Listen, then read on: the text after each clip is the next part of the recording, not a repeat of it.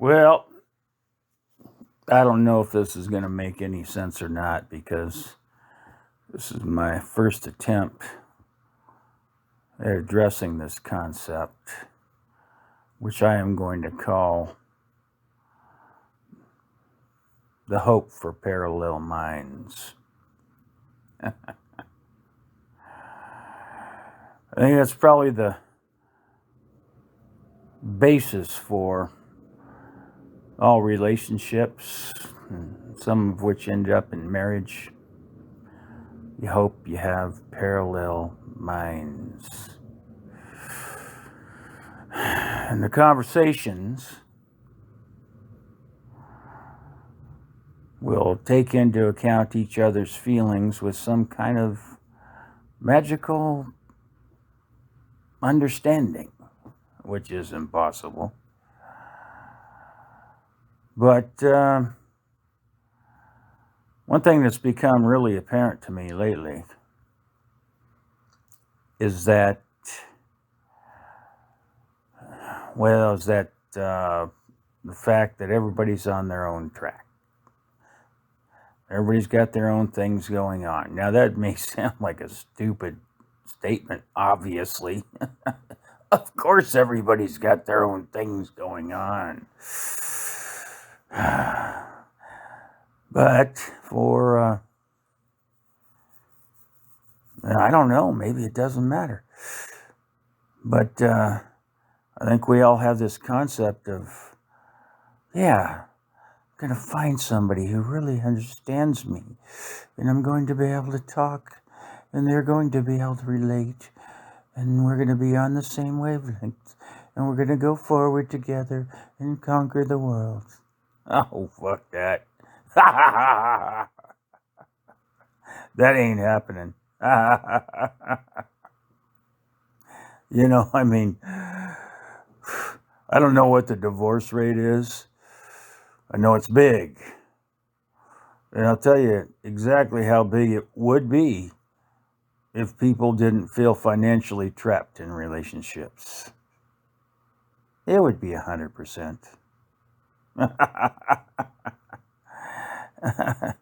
If it's 50% now, I mean, maybe, and I don't know what kind of people actually, this seems like an unlikely thing that two people would ever get together, and how boring would that be? I mean, you do want a little bit of conflict and a little bit of argument and a little bit of back and forth, but you don't want someone who's just pretending to listen to you and thinking their own stuff and just waiting to, I gotta go. See you later. And so I've had a number of male friends not come to me, but just not like, they're not coming to ask me advice, but I've just interacted with them. And, they're on that precipice. Should I pull the plug? She's annoying the shit out of me. I just can't stand her anymore. And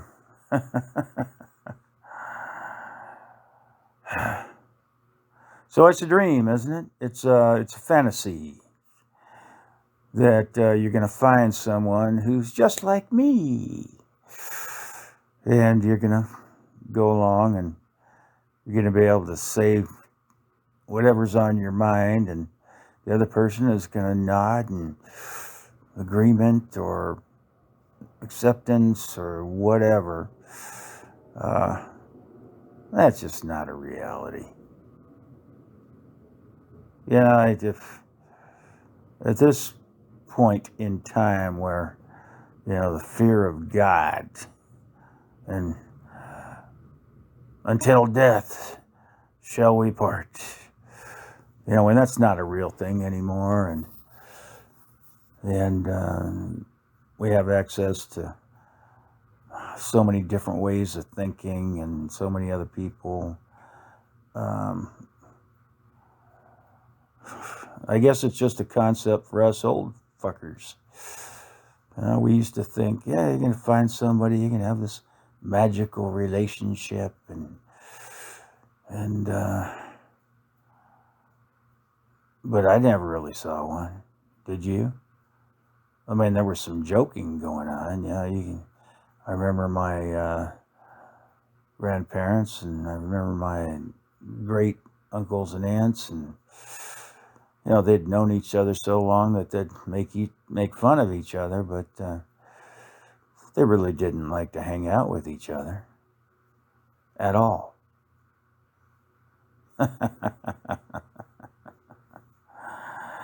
And I don't think that's a unique situation. So, whatever. I've never been married, and I've never managed to have a long-term relationship. Not very long anyway. So, yeah, what a bummer. The whole concept of, and you have to wonder, the whole concept of hope for meaningful relationships. And you have to wonder, who the hell thought this shit up? That you could find, you could take the glass slipper and put it on Cinderella and, oh, forevermore. Ooh. So, it's a natural disappointment.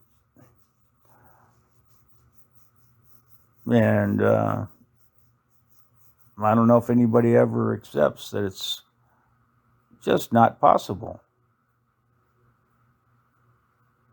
And I guess we all hang on to those, whatever they are, the 1 or 2% or 3% that look like they're still in love and getting along and so on and so forth. We hang on to that and think, well, that's what we should be doing.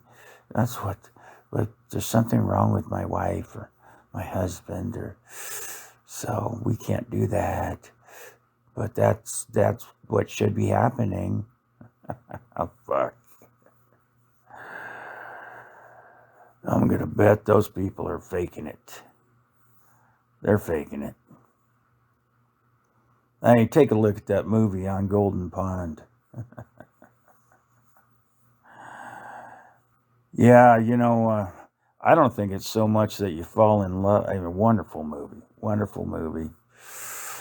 Katharine Hepburn and Henry Fonda and Jane Fonda. And so Katharine Hepburn and Henry Fonda are the old cranky couple, and they don't really have any kind of interaction other than just, griping at each other. But that's probably the way it goes. And they seem to be in love in a weird way. And so then you have to start adjusting those well, what is love? Love, maybe we need to change the spelling. It's like TOLERANCE.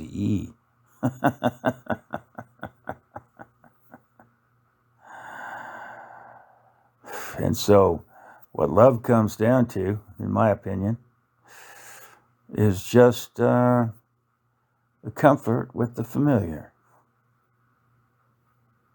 You get used to something. And you don't want to deal with change. So people pretend that there's something more than just environment and, getting used to that environment. They call it something else. They call it love. We've been in love for 70 years now. No, you haven't. You're just used to being able to predict what's going to happen next and not be too surprised at any given point in time.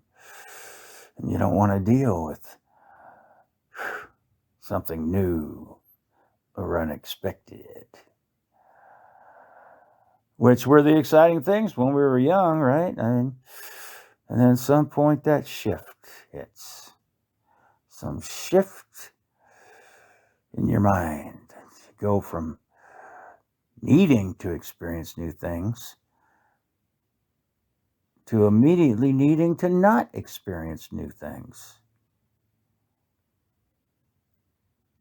What a mess. What a mess. And I was just looking at this tonight on the internet. All these couples that are separating.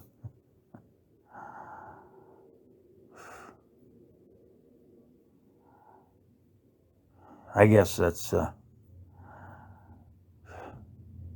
it's a hard reality to come to. You realize that at my age, surely, I am never going to have a relationship with someone that is anything like that possibility of a relationship that we imagined all our lives. At this age, it's going to be, okay, let's see if we can do something together and not get sick of each other. Maybe we can, well, let's go to the gym. Let's go to the gym and you go do some yoga and I'm going to go swim and then and then after that, we'll shower up and get back together and we'll go to Starbucks and order coffee together and sit there and we'll have, a couple of minutes what'd you do in yoga today? Oh, well, blah, blah, blah, blah. How was the swim? Blah, blah, blah, blah. And then you're just looking for the next way to get away from the person, even though you need them for whatever image sake or to perpetuate the myth that there are reasons for people to hang out together. For life.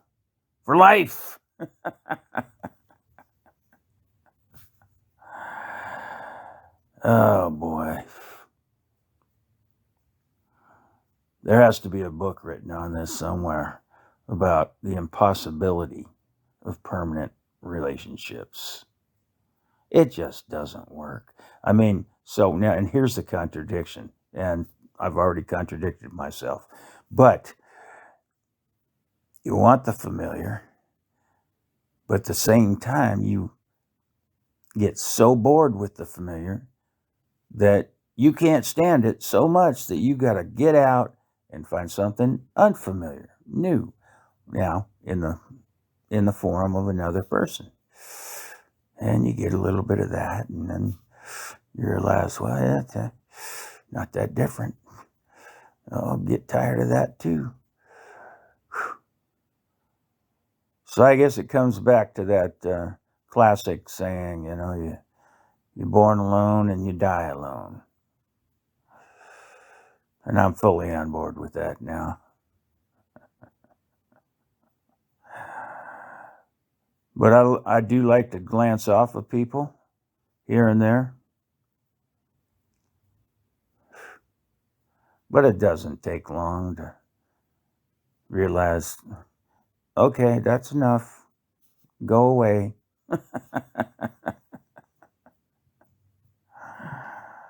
And I think if most people were honest with themselves, they would say the same thing. Or if they weren't cowards, or if they weren't financially intertwined, or if they weren't whatever. But maybe here's the what do I want to say? The optimistic outcome of all this, or what do you call it? The saving grace? If we all notice this, if we all were to somehow recognize this, acknowledge this fact, maybe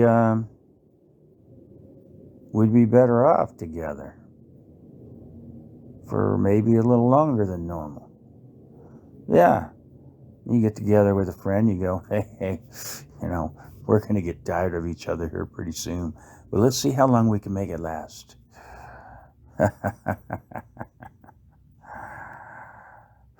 Maybe if there were that kind of honesty, instead of all the pretending, the faking, and the financial foolery, world might be a better place. Hell, I don't know. All I know is I can't stand people for more than a few minutes.